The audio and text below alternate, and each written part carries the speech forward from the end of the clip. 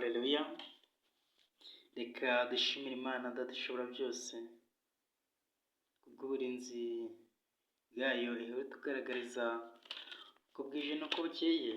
Izina ry'Imana yacu rihabwa icyubahiro.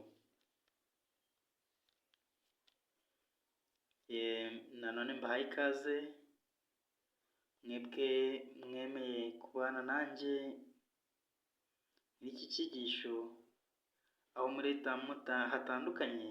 Reka Uwiteka Umwami Imana ibahe umugisha kandi waguturiza imbere yayo mu izina rya Yesu. Uyu munsi tugiye gukomeza n'icyigisho cy'amategeko 10 y'Imana. Uyu munsi tugeze ku itegeko rya 4 rivuga ngo wibuke kweza umunsi w'isabato.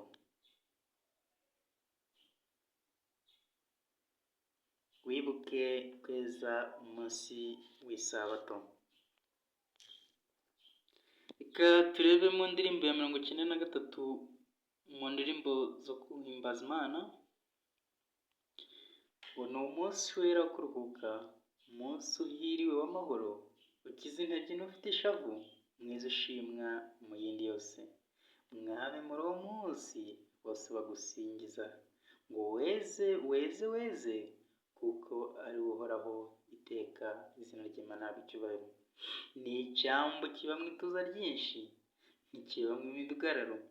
Ni nk'umurima wa paradizo, imigezi myiza inyuramo, usa n'isoko ifuka iyo amapfa yacanye. Ni nk'aho tubonera igihugu cy'isezerano.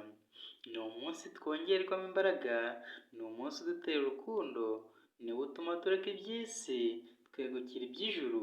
Tubonera imbabazi muri uyu munsi mwiza, dushake kuruhuka no ku rurembo rwo mu ijuru. Izina ry'Imana yacu rihabwa icyubahiro. Uyu muhimbyi w'indirimbo ya 93 mu gitabo cy'indirimbo zo kuramya no guhimbaza Imana, ni umunsi wera wo kuruhuka, umunsi uhiriwe w'amahoro. Izina ry'Imana yacu rihabwa icyubahiro. Ni umunsi uhiriwe w'amahoro, umunsi wera wo kuruhuka. Kandi si ibyo gusa, ni umunsi ukiza intege n'ufite ishavu. Abashavuye bose, abafite ibibazo byabazitiraga mu minsi 6, bagera ku munsi wa 7 ari wo sabato y'Imana,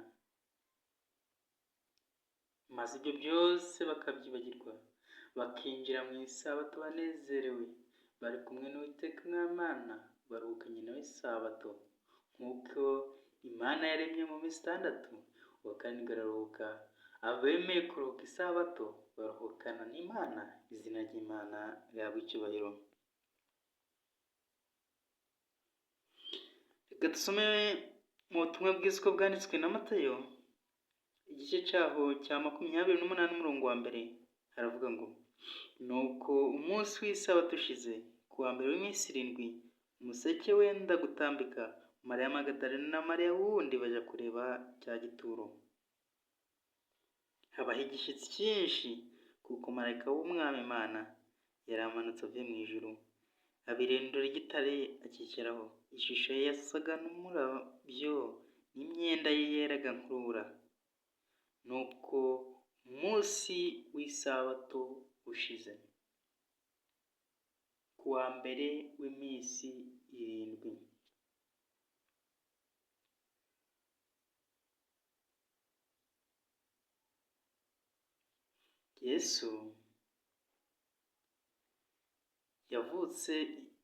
Yesu yazutse ku wa mbere w'iminsi 7. Yesu bamubambye ku wa nyuma. Umunsi uri hagati yo kubambwa no kuzuka kwa Kristo niwo sabato.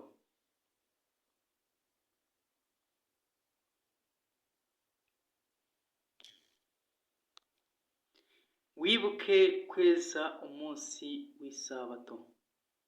Mu minsi 6 ujye ukora aba ariyo uruhukamo imirimo yawe yose, ariko kuwa karindwi ni isabato y'Uwiteka Imana yawe. Ntukagire umurimo wose uwukoraho, wowe ubwawe cyangwa umuhungu wawe cyangwa umukobwa wawe cyangwa umugaragu wawe cyangwa umuja wawe cyangwa itungo ryawe cyangwa umunyamahanga wawe uri iwanyu, kuko mu minsi 6 ari Uwiteka yaremeyemo ijuru n'isi n'ibirimo byose, akaruhuka kuwa karindwi. Nicyo cyatumye Uwiteka aha umugisha umunsi w'isabato akaweza. Biboneka mu gitabo cyo Kuva igice cya 20:8 kugeza kwa 11. Nshuti bavandimwe, impamvu Imana yahaye iri tegeko rya 4 Mose itangira imubwira iti wibuke kweza umunsi w'isabato. Impamvu wibuke kweza isabato yari yaravuzeho mbere. Tubona yuko Imana ariyo yaruhutse bwa mbere isabato, yiruhukana na Adamu na Eva. Imana yaremye mu minsi 6, ariko kuwa karindwi iraruhuka imirimo yakoze yose. Guhera ku iremwa ry'isi isabato yabayeho, kugeza na none isabato y'Imana iracyariho, nta cyayikomye mu nkokora.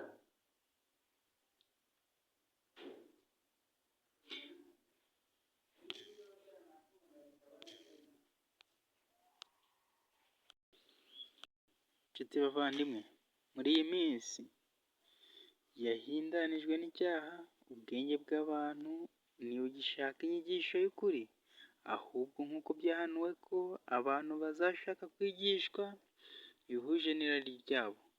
Biboneka mu rwandiko rwa 2 Pawulo intumwa yandikiye Timoteyo mu gice cya 4 ku murongo waho wa 3. Aba bantu ntibacyubaha ibyera by'Imana. Nk'uko iri tegeko ritubwiye, niko Imana yabigenje mu Itangiriro igice cya 2 umurongo wa 3, ngo umunsi wa karindwi uwuruhukaho, iraweza uha umugisha. Bavandimwe, umunsi wa karindwi Imana yarawejeje, yo ubwayo yanawuruhutseho. Kuko Imana yakoze mu minsi 6, niko natwe dukwiriye gukora imirimo yacu yose mu minsi 6, maze wa karindwi tukaruhuka nk'uko Imana yabigenje. Imana impamvu yaruhutse ku munsi wa karindwi si uko yari inaniwe, ahubwo kwari ukugira ngo ihe abatuye isi umucyo wo kuruhuka umunsi w'isabato, ihe abantu ikiruhuko cyo kuruhuka, kandi ni nacyo kimenyetso kiri hagati y'ubwoko bw'Imana ndetse n'Imana yabo. Reka tujye twubaha amategeko y'Imana, by'umwihariko twubahe kandi twibuke kweza uyu munsi wa karindwi, ari wo sabato y'Uwiteka Imana yacu. Imana yarawejeje, Imana yawuhaye umugisha, kandi itegeka abantu kubigenza batyo ngo basohorezwemo amasezerano. Ariko abayobozi bakuru b'idini Gatolika bo basimbuje ibyera nk'ibyo ibindi byabo bitekerereje nk'uko babyivugira mu bitabo byabo, maze bishyiriraho umunsi wari uw'abapagani basengagaho izuba, ariwo dimanche, icyumweru, kuwa mbere w'iminsi 7, ngo niyo sabato y'Abakristo. Aha ubwa gahunda ubwo bwaruha bagahangara bagakuraho itegeko ry'Imana, bagashyiraho umunsi wayo, bagashyiraho umunsi wabo, birengagije itegeko ry'Imana. Ubwo barahanganye, abavuguruje Ruhanga. Bafite uzabibabariza. Icyanjye ni ukubaburira gusa. Inshuti z'Imana, reka tujye tugira uruhare. Reka tujye dusoma ibyanditswe byera. Twe kumera nka ba bandi Bibiliya yavuze, nka ba bahanuzi b'ibinyoma bazaduka mu minsi y'imperuka, bazategwa amatwi n'abahuje n'irari ryabo. Abantu bazumva ibihuje n'irari ryabo gusa, ukuri bakirengagiza biziba amatwi kugira ngo batumva. Reka dusabe Mwuka w'Imana. Reka mu gihe dusoma ibyanditswe byera by'Imana, tujye dufata umwanya wo gusenga, dusabe Umwuka kugira ngo atuyobore. Kandi ibyo twize tujye tureka kubyirengagiza, ahubwo tubihe agaciro, tubihe intebe, ahubwo twerwe intebe Satani ndetse n'abakoresha bose. Ahubwo dutegere amatwi icyo ijambo ry'Imana ritubwira, kandi twumve umuburo uri mu ijambo ryayo, ndetse n'umuburo wanyuze mu bahanuzi b'Imana. Imana ikoresha abahanuzi bayo, ikoresha abagaragu bayo. Reka tujye twumva kandi tuzirikane icyo Imana idushakaho. Bavandimwe, muri iyi si amatorero menshi, umubare mwinshi cyane, akomeza isabato yashyizweho n'umwana w'umuntu, akirengagiza isabato yashyizweho n'Imana, Imana ikayiruhuka. Bityo ayo matorero avuga yuko koko ubwayo bivuga ko nta buhamya buri muri Bibiliya bwo guhindura itegeko ry'isabato y'umunsi wa karindwi ngo ishyirwe kuri dimanshi, umunsi wa mbere w'icyumweru. Ushobora gusoma Bibiliya uhereye mu itangiriro ukageza mu byahishuwe, nta na hamwe wabona hahamya kweza ku munsi wa dimanche. Inshuti bavandimwe, reka tujye mbere, reka tujye twita ku muburo duhabwa, kandi tugire umwete wo gusoma ijambo ry'Imana. Ni wo muyobozi w'ubugingo bwacu, ni nawe uzatuyobora ku Mana Data. Ijambo ry'Imana rirakiranuka, ijambo ry'Imana ryahumetswe n'Imana, kandi rigira umumaro wo kwigisha umuntu, kumuhugura no kumwemeza ibyaha bye, kugira ngo umuntu w'Imana abe ashyitse kandi afite ibimukwiriye byose ngo akore imirimo myiza yose. Inshuti bavandimwe, reka Bibiliya tuyigire iyacu. Reka twe kujya dusoma ibitabo bisanzwe, ibitabo by'amateka n'ibindi bitabo byanditswe n'abana b'abantu, byanditswe n'abahanga, ahubwo tujye dusomane igitabo cyera, igitabo cy'ijambo ry'Imana ariyo Bibiliya. Ikwiye kutuyobora nk'abakristo, ikwiriye kutwereka uko tugenda guhera tuvutse, mu busore bwacu, mu gushaka kwacu, ndetse no mu gusaza kwacu, uko dukwiye kugenda, kugira ngo tuzabashe kuragwa agakiza, maze Kristo nagaruka azatwihembere ikamba ry'ubugingo. Ukizirikana muri bene data bamwe ati, ni koko isabato ni iy'umunsi wa karindwi, ariko se kuki wa karindwi utaba ari ku cyumweru? Erega ibitabo by'amateka ushakashake ubaze, nta gihamya na kimwe kivuga ko uko iminsi yari iri mu irema yahindutse. Shaka lisone za kera zitari iz'ubu zahinduwe n'abanyamadini, muzabona ubusobanuro bw'ukuri bw'iyo minsi. Uwo munsi twawuherewe guhagarika imirimo y'iby'isi, tugahimbaza Imana, kuko ariyo muremyi wacu, ni ukuvuga kwizihiza irema ry'isi. Nk'uko Imana yabitugeneye, imanukira gusabana natwe, ikaduha umugisha. Izina ry'Imana yacu rihabwe icyubahiro. None isi n'ubwenge bw'abantu byarasaye, kuko byaziruye ibizira, bikanduza ibyera, nta mugisha n'imbaraga zo guhangana n'umwanzi, ngo twumvire amategeko yandi.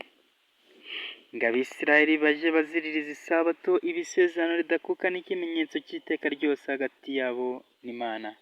Boneka mu Kuva igice cya 30 umurongo wa 16 n'umurongo wa 17. Inshuti bavandimwe, isabato ni ikimenyetso kiri hagati y'Imana n'ubwoko bwayo, kandi ku mpera y'isi, ku iherezo rya byose, iki ni cyo kimenyetso Kristo ari gushyira ku ruhanga rw'abana bayo. Rero turakwiriye kuziririza no kubaha umunsi w'isabato, turakwiriye kwibuka kuweza nk'uko Imana yabidutegetse.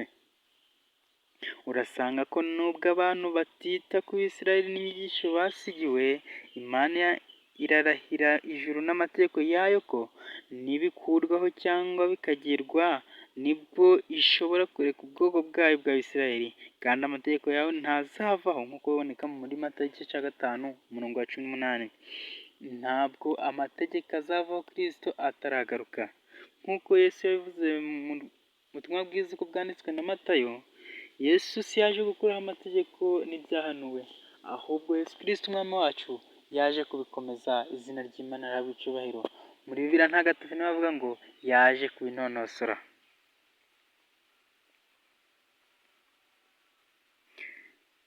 Kristo ntiyaje gukuraho amategeko, yaje kuyasohoza. Ntiyakuyeho isabato, ntiyakuyeho n'andi mategeko uko ari 10 yose, ahubwo yaje kutubera urugero rwo kubahiriza amategeko y'Imana. Reka tugere ikirenge mu cya Yesu, nibwo tuzabona amahoro, nibwo tuzabona agakiza. Nuko rero nk'uko tubisoma muri Yesaya igice cya 56 umurongo wa 4 kugeza ku wa 6, umubare wo mu gice cya 11 umurongo wa 25, Imana iraturarikira twebwe abanyamahanga ngo twihutire kwinjira mu muryango wayo w'Abisirayeli bumvira. Amena.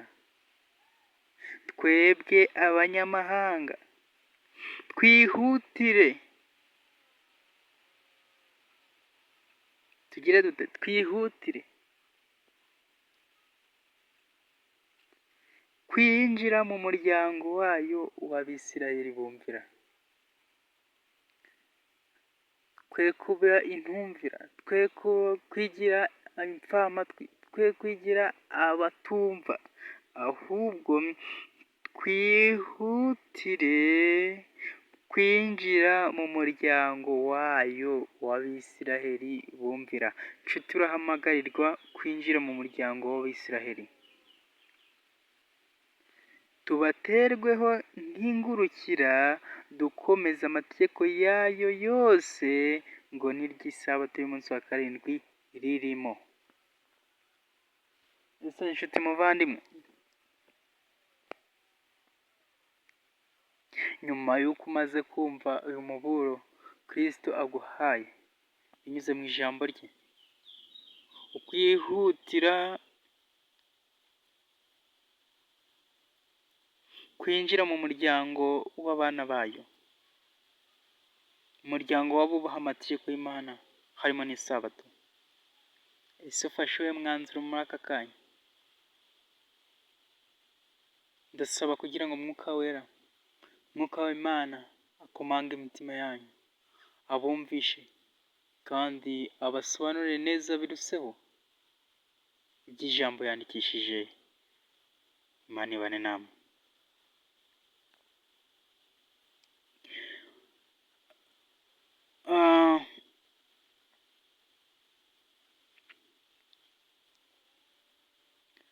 Nuko rero kwinjira mu Bisirayeli si ugufata indege ngo tuje mu gihugu cyabo cya Isiraheli. Kwinjira mu Bisirayeli si ugufata indege ngo tuve, urugero mu Rwanda, ngo tuje mu gihugu cya Isiraheli, ahubwo ni ugusoza, nk'uko tubisanga muri Yesaya 56, tukumvira Imana.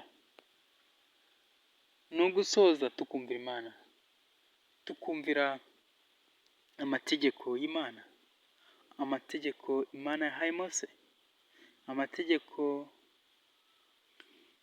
y'Imana yera kandi ariyo mico y'Imana, turasabwa kuyumvira.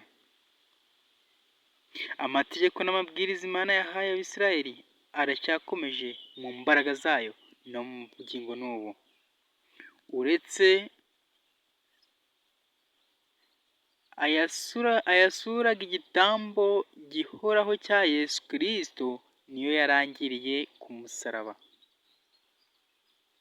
Reka dusubiremo kuri iki kintu. Abantu benshi bavuga ko amategeko y'Imana yakuweho, ariko oya sibyo, amategeko aracyariho. Bavandimwe, ngo amategeko n'amabwiriza Imana yahaye Abisirayeli aracyakomeje mu mbaraga zayo na bugingo n'ubu. Imbaraga amategeko y'Imana yari afite igihe yahabwaga umugaragu w'Imana Mose, aracyariho na bugingo n'ubu, ntabwo yakuweho.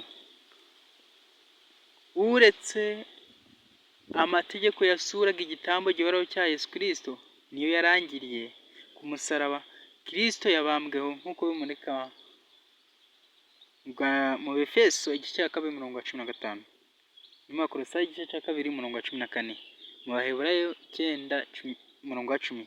Bene data bakundwa, twe gukomeza kuyobya n'inyigisho zihuje n'irari ry'abantu cyangwa n'imyizerere y'umutwe w'abantu runaka. Bamwe basobanura isabato y'Imana nabi, bayikerensa, bagoreka amwe mu masomo yo mu nzandiko za Pawulo ngo iby'isabato ntibibareba. Nshuti bavandimwe, njyewe nawe, nuriya, isabato iratureba. Isabato ko itazakuka se ko no mu ijuru izakomeza? Isabato ntabwo izakuka. Isabato tuzayiruhuka tugeze no mu ijuru, nkuko tubisanga muri Yesaya igice cya 66:23. Uzayihungira he? Ni ikibazo. Wakwibwira ko isabato yakuweho, wakanga kuyiruhuka? Niba ufite umugambi wo kujya mu ijuru, niba ufite umugambi wo kubana n'Imana, nta na hamwe uzahungira isabato. No mu ijuru tuzayiruhuka, nk'uko mu rwa kabiri rwa Petero igice cya 3:15-17 abivuga. Inzandiko za Pawulo zirimo bimwe biruhije gusobanukirwa, iby'abaswa bahindagurika, bagoreka, nk'uko bagira ibyanditswe bindi bakizanira kurimbuka. Bavandimwe, reka twe kuyoborwa n'imyigishirize y'abahanga, twe kuyoborwa na siyanse zitandukanye, aho batugaragariza kandi bavuga yuko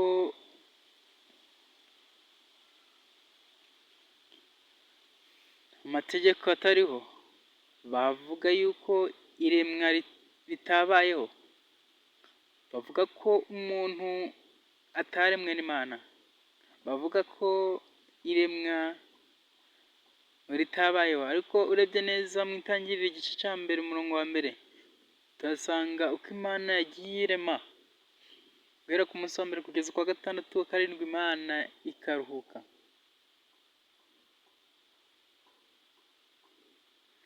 Uko gushidikanya rero, Imana niyo yaremye ibintu byose tubona ku isi, kandi niyo ibitegeka, niyo ibifite mu biganza byayo. Reka twizere kandi twubahe Imana ishobora byose, izadushoboza n'ibyatunaniye. Hano tugiye kureba uko isabato yitegurwa. Ngo mu minsi 6 uje ukora aba ariyo ukuramo imirimo yawe yose. Isabato yitegurwa mu minsi 6 yibanziriza. Nta murimo ukwiriye gukorwa muri iyo minsi wo kwirengagizwa, kugira ngo bitatubana byinshi mu myiteguro yo kuwa 6, ari wo wa nyuma wo kwitegura. Nk'uko dusanga mu Itangiriro igice cya 1 umurongo wa 5 kugeza ku wa 8, izuba ntiryica igihe cyaryo. Isabato itangira ku wa 6 izuba rirenze. ikarangira ku wa karindwi izuba rirenze. Nshuti bavandimwe, isabato itangira ku wa gatandatu izuba rirenze, ikarangira ku wa karindwi, ikarangira ku isabato izuba rirenze ariwo wa karindwi. Ntikurikiza ayo masaha yakozwe n'abantu, no, oya, isabato ntikurikiza amasaha yakozwe n'abantu. Umuntu wese udakoresha igihe cye neza mu minsi 6 w'imirimo aba yishe itegeko. Isabato ntitegurwa ku wa nyuma gusa, ahubwo isabato itegurwa mu minsi 6 yose.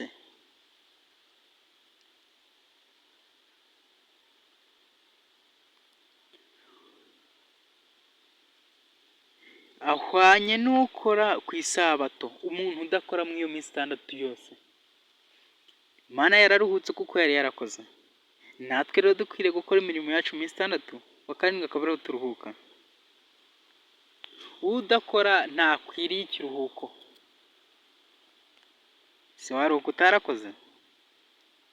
Nanone dukwiriye gukora gahunda idukwiriye imirimo yacu mu minsi 6, kugira ngo tudakora by'agahanyu muri shuguri bituma twinjira mu masaha yera y'isabato twananiwe, tutabasha gusabana n'Umuremyi ubaye wifuza kongera kuturema bundi bushya. Ku wa gatandatu vendredi ni umunsi udasanzwe w'imyiteguro kuko ari wo uyiheruka, dore uko ijambo ry'Imana rivuga iby'uwo munsi. Kuva 16:23 ngo murebe ko imyambaro yose izambarwa itunganye, ibyo kurya byose byatetswe, inkweto zasizwe umuti, kandi umuntu wese yiyuhagiye. Imyambaro ntikwiye kudodwa ku isabato. Guteka ibyo kurya, kwishakira ibinezeza cyangwa kwikorera indi mirimo yose yo mu isi ntibikwiriye gukorwa ku isabato. Ntibikwiriye gukorwa ku isabato. Imirimo yose ikwiriye kurangira izuba ritararenga. Impapuro zose zivuga iby'isi zihererezwe ku ruhande aho zitabonwa ngo zisomwe. Iki kintu tucyumveho neza. Impapuro zose zivuga iby'isi zikwiye kujya ku ruhande, ahubwo ibihwanye no gushaka kw'Imana, ahubwo ibikuvuga ku ijambo ry'Imana nibyo dukwiriye gushyira imbere yacu. Impapuro zose zivuga iby'isi, intekerezo zacu tukazerekeza ku Mana, maze tukinjira mu isabato hamwe n'Imana kugira ngo tubashe guhabwa imigisha igenewe abaruhuka isabato. Babyeyi, musobanurire abana banyu imirimo n'umugambi wanyu, ngo bajye bafatanya namwe kwitegura no kwitondera isabato nk'uko itegeko riri. Biboneka mu bihamya by'itorero volume ya 6 ku ipaji ya 355. Abaganira iby'ubucuruzi cyangwa bakajya mu nama yabyo ku munsi w'isabato, Imana ibabara nk'abakora imirimo nk'indi yose. Abakurambere n'abahanuzi paji ya 307. Yesaya 58:13, umurimo udakwiriye, ibinezeza n'ibiganiro bidafite umumaro w'iby'umwuka, no gutega amatwi radiyo cyangwa indirimbo bitavuga iby'Imana, byose bitwiba umwe mu migisha yo muri uwo munsi wera. Inshuti bavandimwe, birababaje n'abaruhuka isabato ntibakurikiza ayo mabwiriza Imana yaduhaye yo kuruhuka isabato, ahubwo intekerezo zabo akenshi ziba zikiri mu isi. Intekerezo zabo ziba ziri ku mitungo yabo.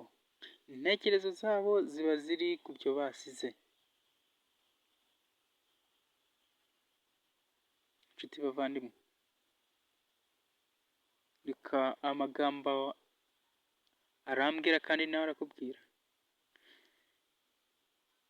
Si abataruhuka isabato gusa abwira, natwe abaruhuka isabato y'Imana. Bigaragara yuko tutayubahiriza uko bikwiriye. Niyo mpamvu rero dukwiriye kongera kwicara tugasoma neza, tugasaba imbabazi z'ibyaha twakoze, tugasaba imbabazi z'uko tutubashye umunsi w'Imana, umunsi w'isabato uko bikwiriye, maze tugasaba kugira ngo umwuka w'Imana, tugasaba kugira ngo Yesu Kristo, tugasaba Imana kugira ngo itweze, itubabarire, none ituyobore mu rugendo, itwereke uko dukwiriye kugenda, maze tuyoborwe na mwuka w'Imana, kandi Kristo niwe uzadushoboza kubahiriza isabato neza. Twe kubikora nk'umuhango, ahubwo tubikore dufitanye imishyikirano hagati yacu n'Imana. Igiye kuba nka forumire mu mibereho yacu, ahubwo tubikore dufite intego, tubitegure neza, tubitegure turi kumwe n'Imana, dutegure umunsi wa karindwi w'isabato nk'uko bikwiriye abatahajuru, kuko ku munsi w'amateka tuzabazwa uko twakoresheje igihe cyacu, tuzabazwa uko twagenze n'uko twakoresheje isabato, niba twaragenzemo neza mu buryo bukwiriye cyangwa niba twaragenzemo nabi.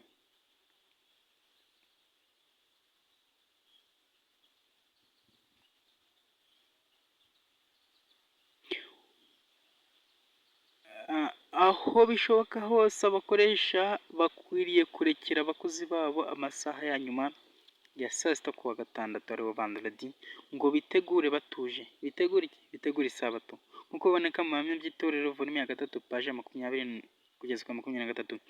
Cyane cyane abigenga bikorera ku giti cyabo n'abitunze bo mu giturage, aha ngo amafaranga aboneka isabato iri hafi gutangira. Gera ku masaha ukiranukira Imana, utsinde icyo gishuko, Imana izakumenyera ibikwiriye. Mbese ntibyahesha Imana yacu icyubahiro abakoresha baruhuka ku munsi w'isabato, babaye ab'imbere mu guha abakozi babo umwanya wo kujya kwitegura umunsi w'umwami nk'uko ijambo ry'Imana rivuze? Ese ntibyaba byiza bakabarekera amasaha ya nyuma ya saa sita yo kwa nyuma? Ibyo uzabihererwa imigisha, kuko uzaba wumviye kandi uzaba winjiye ufashije abataragerwaho n'uyu mucyo w'isabato w'iteka bagukorera. Izina ry'Imana rihabwe icyubahiro. Imana iguhe imigisha. Abitwa ko baruhuka isabato benshi bisigaye ku muhango wayo, bisigaye bikorwa nk'umuhango, basigaye babikora nk'umuhango gusa. Bamaze kwibagirwa umunsi ukomeye w'Uwiteka, bamaze kwibagirwa aho amasaha yera y'uwo munsi atangirira n'aho agarukira. Ni ikibazo gikomeye nshuti bavandimwe. Reka tugarukire Imana yiteguye kutwakira, reka tuyizanire ibirusha n'ibiremereye n'ibyatunaniye byose, tugende twiyoroshye twicisha bugufi imbere y'Imana, dusabe imbabazi z'ibyaha twakoze, harimo no kwica isabato y'Imana, harimo kwirengagiza uyu muburo duhabwa. Reka twemere tugende twicishe bugufi imbere ya Yesu Kristo, kuko yiteguye kubabarira buri wese ibyaha yakoze, maze dusabe kongera kudakora ikibi ukundi, ahubwo twemere kuyoborwa na mwuka w'Imana, atuyobore none n'iteka ryose, adushyire mu murongo ukwiriye, maze nagaruka azatwembera ikamba ry'ubugingo. Imana iduha umugisha yageneye uwo munsi bitewe n'uko isanze twiteguye, ariko iyo nta myiteguro y'umutima n'iy'umubiri yabayeho, uwo munsi urinda urangira twambaye ubusayo. Kuri benshi isabato ihera mu gitondo cy'uwo munsi bagiye gusenga, naho ubundi yatangiye bibereye mu byabo. Mbega ukuntu bibabaje! Aha nta gakiza gahari, twe kwirema agatima, oya, aba bagerageje bo bibwira ko itangirira mu iteraniro ryo ku rusengero, nimugoroba bagiye gusenga, ukababona biruka biyuha akuya bavuye mu kazi, kandi bikorera bafite uburyo bwo guhagarika akazi kare, ariko aho gutegekwa n'umwuka w'Imana ngo bagire gahunda, bategekwa n'imirimo yabo, nta gutuza ngo bitegure, maze bakirema agatima ngo ni abanyesabato. Haleluya! Nshuti bavandimwe,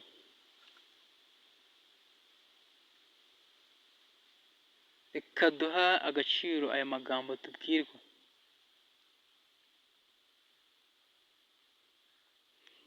tureke kubyumva nk'ikinyamakuru, ahubwo mureke tubyumvire ku murongo wabyo. Imana yashatse ko twumva aya magambo. Imana ishobora byose yashatse ko njye namwe aya magambo dukiza kuri uyu munsi.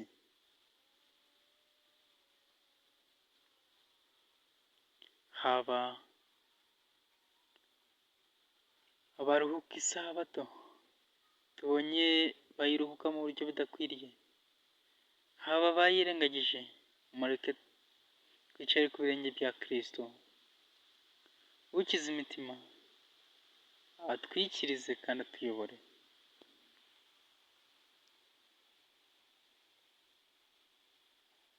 Abagore bamwe aho gusiga akoze gahunda mu gitondo atarajya ku kazi, ahubwo igihe atahiye nimugoroba yirukanka akaba ari bwo ajya kuremereza abasigaye ngo muteke n'ibi n'ibi, abandi bagahubuka mu kazi basiganwa n'amasaha yo kujya mu iteraniro ritangirira ku rusengero. Ni abayobozi ngo batica gahunda cyangwa bizera ngo badacikwa. Iyo Mana ishobora byose bibagirwa ko ibyanditswe bivuga ko iryo teraniro ry'umugisha rihera mu kwezwa ko mu rugo.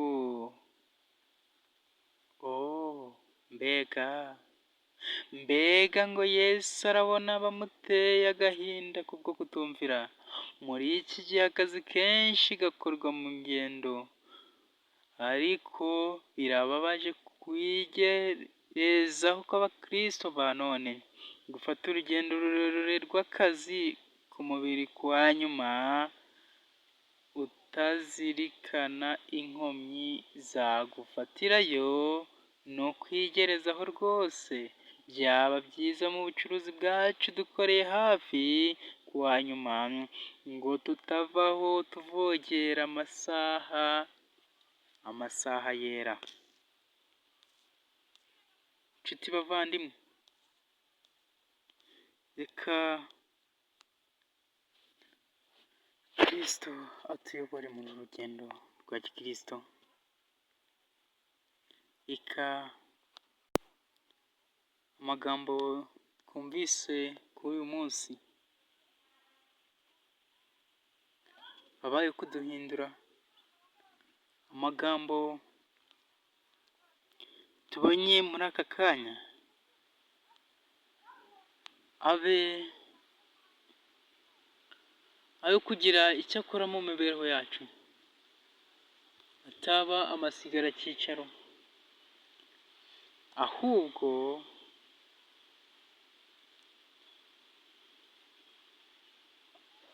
abe amagambo yo kutuyobora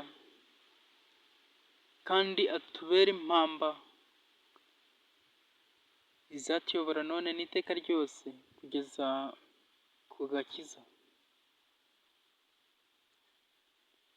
Ngo mureke amasaha y'igiciro y'isabato yo gupfusha ubusa. Abantu bari mu buriri ku isabato mu gitondo, ab'umuryango bagomba kubyuka kare. Nibatinda kubyuka hazaba urujijo n'ihubi mu gufata ibyo kurya bya mu gitondo no muri gahunda y'ishuri ryo ku isabato. usanga hari ugukora ibintu hutihuti, abana banyuranamo, hakabaho no kwihangana guke, maze muri ubwo buryo ibitekerezo bitari byiza bikinjira mu rugo, isabato igateshwa agaciro, gutyo igahinduka umutwaro, maze uko igiye kugera bakumva barayanze aho kuyikunda. Nta muntu n'umwe ukwiriye kumva atekanye mu gihe ari gukoresha amasaha yera mu buryo budakwiriye. Ntabwo binezeza Imana ku bavuga ko bubahiriza isabato iyo baryamira ku isabato. Iyo bari gukora ibyo baba bari gusuzugura umuremyi wabo, kandi iyo bakora ibyo baba bagaragaza ko iminsi itandatu ariyo y'agaciro cyane kuri bo, ku buryo batabona umwanya wo kuryama.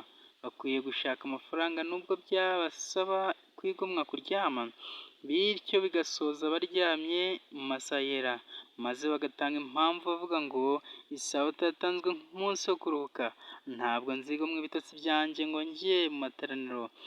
Uko ni ugusobanura nabi ibigomba gukorwa mu munsi wera, ahubwo kuri uwo munsi bari bakwiriye gushishikariza imiryango yabo kweza umunsi w'isabato, ndetse no kujya guterana ku rusengero, aho bashobora guhurira n'abantu bake cyangwa se benshi, bitewe n'aho ariho. Bakwiriye gukoresha igihe cyabo n'imbaraga zabo mu byatuma bakura mu bya mwuka, kugira ngo imigisha bakuye mu isabato bazayikomezanye mu cyumweru cyose, mu minsi yose igize icyumweru. Nta munsi n'umwe umuntu akwiriye kugira ibitekerezo byo kwegerana n'Imana nko ku munsi w'isabato. Nshuti bavandimwe,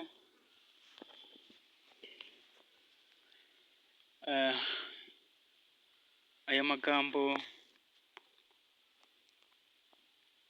twumvise kuri uyu munsi, reka abaye kuduhindura. Reka Kristo azaganze mu mibereho yacu, kandi buri wese ugize icyo yumva mu cyigisho, reka dusabe Imana kugira ngo duhindure, kandi turinde gusubira inyuma, ahubwo iduhe kugana imbere. Mureke dusenge. Urakoze Data wa twese uri mu ijuru, izina ryawe icyubahiro. Mana ishobora byose, bigaragaye yuko haba twebwe bavuga ko bubahiriza umunsi w'isabato, tutawubahiriza uko bikwiriye kuba bitegetse, haba n'abandi bahakanye uwo munsi bakaba barashyizeho umunsi wabo w'igihimbano, ndetse n'abandi bagendeye muri uwo mujyo.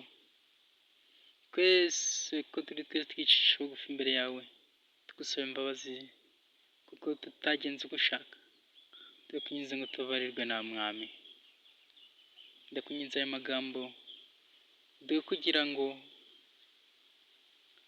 abe inkomezi kandi azatubera impamba, adutere guhinduka by'iteka ryose, kandi Mwami Imana ishobora byose, tweze kandi utuyoboreye, nubwo ari kuzadembeka muri ubugingo.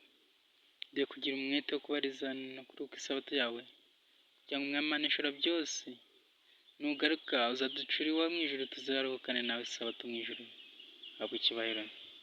Nsaba bari kumva iki cyiciro kugira ngo Data batere umutima guhinduka. Kugisha ni ukwacu, ariko guhindura ni ukwawe Mwami.